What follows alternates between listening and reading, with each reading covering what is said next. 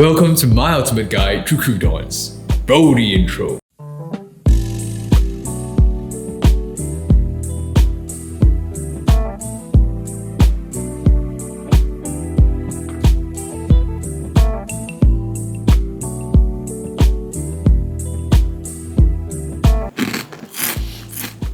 Croutons are an amazing way to add extra flavor and texture to your soups and salads. So be it the hearty mushroom soup or the winter minestrone soup that we just covered recently, adding croutons will allow you to deliver the extra punch of flavor to bring your dishes to the next level. Today's ultimate guide will equip you with 2 different techniques on how you can make croutons at home. We'll learn how to make croutons in the oven and on the stove, so you have the flexibility to decide how you want to make it. We'll also be covering 9 different crouton recipes. We'll have flavors such as the classic garlic butter croutons to the more interesting flavors such as the parmesan crouton, lavender crouton, and the honey mustard croutons. If any of these sound interesting to you, then make sure you watch to the end. Oh, if at any point in this video you've learned something or you have a burning question, then make sure you drop me a like and comment because I would love to hear back from you. Your feedback and your comments is what keeps me and this channel going. If you have not done so already, don't forget to subscribe and turn on your notifications. Now let's dive right in. Alright guys, the first thing that we need is a beautiful loaf of bread and a sharp serrated knife. So slice the bread however thick you like. I personally prefer it to be about 3/4 of an inch or 2 cm thick. Now try your best to make sure each slice is as even as you can, because once you're ready, we're going to slice these slices into cubes which will form our croutons later on. When slicing your croutons, try to make sure that they are as even as you can. I like to start by slicing each bread slice lengthwise like this to form a few long strips, and then turning it 90 degrees to cut some right angle croutons. Now prepare as much bread as you like, but as you can see in the recipes later on, I like to start with at least 2 cups worth of bread by volume. Now let's learn how to turn our pre-sliced bread into low-calorie croutons. Now let's start off this low-calorie crouton recipe with 1 tablespoon of olive oil. This recipe is considered to be lower calories as compared to the other recipes because it uses less oil, which translates to fewer calories. Next, let's grab a clove of garlic and we're going to trim the top and the bottom of the garlic off. Give it a good smash and remove its skin. Now we're going to use a sharp knife to cut a thin slice off the garlic because we're going to use the garlic to start rubbing it over the bread later on. Keen-eyed viewers of this channel will realize that this is the same technique that we used in our baked camembert recipe. But to recap, what we're going to do is we're going to use the exposed part of the garlic and we're going to rub it all over the croutons. Every once in a while, when you feel that the garlic is starting to dry out, use a sharp knife and slice a thin layer off to expose a fresh layer of garlic underneath. Thereafter, you can continue rubbing the garlic over the rest of the croutons. Next, we're going to apply a very thin layer of oil over the croutons. And we're going to use a kitchen brush because this way we can control the amount of oil that we're going to use. So do your best to apply the thin layer of oil over all exposed surfaces of the croutons. Once done, add pepper and salt. To season the bottom of the croutons, just move the croutons around the surface of the baking tray to mop up the leftover pepper and salt. Now let's get cooking. Right, so the first method, which is my preferred method, is to cook the croutons in an oven. We're going to cook the croutons for about 8 to 10 minutes in an oven that has been heated to about 190 degrees Celsius or 375 degrees Fahrenheit. Once done, with your oven gloves on, let's remove the croutons from the oven. You know it's done right when the croutons have a very even and nice brown golden hue. The croutons should have also crisped up rather nicely, and when you take a bite, oh yeah, that's what you want. Now the second method is to prepare your croutons on the stove instead. So grab a pan and heat it over medium-low heat and grab a pair of tongs.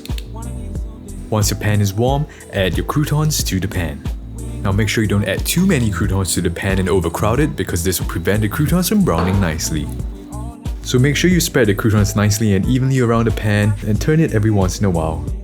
Now unlike the oven method where the cooking is a lot more gentle, cooking over the stove is a lot faster, which is great when you're packed for time.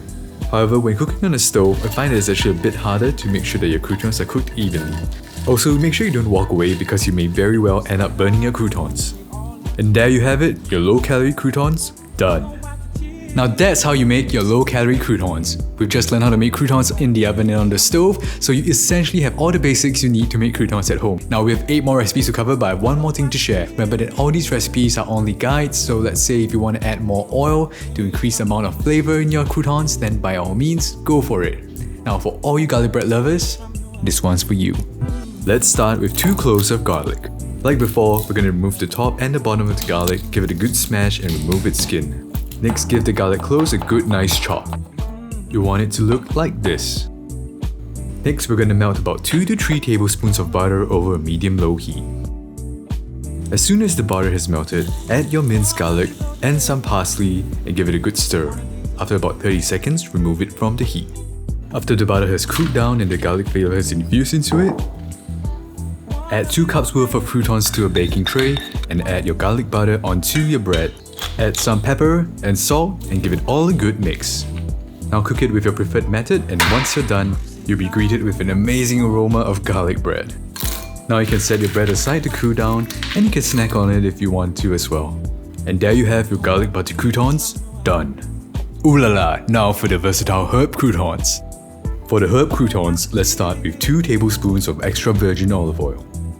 Now let's add our favorite herbs. Here I have some dried thyme, rosemary, and parsley. Give it a good mix, and if you can, allow the flavors to infuse for at least 30 minutes. Now with your 2 cups of bread, add your herb oil, pepper, salt, and give it all a good mix. Now toast your croutons, and once you're done, you have an amazingly crusty herb croutons ready to go. Herb croutons, done. But what if you're looking for something hot? Well, the spicy croutons will be right up your alley. For the spicy croutons, we're gonna start with 2 tablespoons of extra virgin olive oil, half to 1 teaspoon worth of dried chili flakes, and a 1/4 teaspoon of smoked paprika. Give it all a good mix and allow the flavors to infuse for at least half an hour if you can. Now to our 2 cups worth of pre-sliced croutons, we're gonna add our spiced oil, pepper, salt, and give it all a good mix. Now it's time to toast your croutons. Now be careful, if you gave your croutons a whiff, you may actually smell the spice. Spicy croutons, done. And now one of my all-time favorites, the Parmesan crouton. Let's start with 2 tablespoons worth of extra virgin olive oil. Next, add it to 2 cups worth of pre-sliced croutons.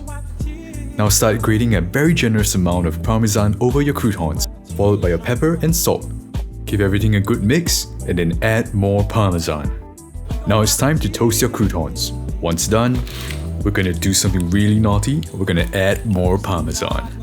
You will notice that the Parmesan that we added before we toasted the croutons would have crisped up really nicely, and adding fresh Parmesan like this will give us a contrast of flavors.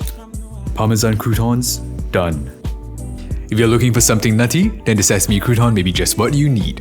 We'll start with half to 1 tablespoon worth of sesame oil and 1 to 1.5 tablespoons of extra virgin olive oil. Next, add 1 tablespoon worth of pre-toasted sesame seeds. Give it a good mix and add it to 2 cups worth of pre-sliced croutons. By adding the sesame seed and the sesame seed oil, you have an amazing nutty aroma from the dressing itself. So add your salt, your pepper, and give it all a good mix. Now toast your croutons, and once you're done, you can treat yourself to one of the most aromatic croutons that you can make. When setting aside your croutons, make sure you don't forget the sesame seeds at the bottom of your tray. Sesame croutons, done. I've one more nutty trick up my sleeve. Here's the pumpkin crouton. We'll start with 1 tablespoon of pre-toasted pumpkin seeds. With a large chef knife, let's start chopping it up. You'll want the consistency to look like this. Once done, set it aside. Now let's prepare 2 tablespoons worth of pumpkin seed oil. Pumpkin seed oil has an amazingly dark and beautiful hue. Now let's add the pumpkin seeds that we chopped earlier on and give it all a good mix. To 2 cups worth of pre-sliced croutons, let's add our pumpkin seed oil dressing, pepper, salt, and give it all a good mix. Now toast your croutons, and once done, you can pair these pumpkin croutons with dishes such as pumpkin soup. Like before with the sesame seeds, don't forget your pumpkin seeds at the bottom of the tray. Pumpkin croutons, done. If you're looking for something floral and unique, then give the lavender croutons a shot. Let's start with 2 tablespoons of extra virgin olive oil and half to 1 teaspoons of lavender buds. Give it all a good mix and allow the flavors to infuse for at least half an hour if you can. So to 2 cups of pre-sliced croutons, add your lavender oil, salt, pepper, and give it all a good mix. Now toast your croutons and be rewarded with light-tasting floral croutons. Lavender croutons, done. And last but not least, we have the honey mustard crouton. Now let's add 2 tablespoons of extra virgin olive oil, about 1 tablespoon of honey, 1 teaspoon of ground mustard seeds, and 1 to 2 teaspoons of Dijon mustard. Mix everything together and add it to 2 cups worth of pre-sliced croutons. Add your pepper, your salt, and mix it all together. Now toast your croutons and voila! Honey mustard croutons, done. And that was the ultimate guide to croutons.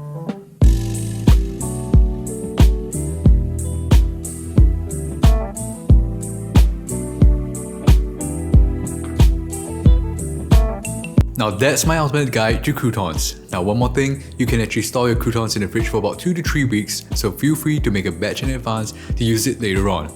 That's all for me today. If you enjoyed today's video, don't forget to like, subscribe and turn on your notifications. This is Tatio, signing off.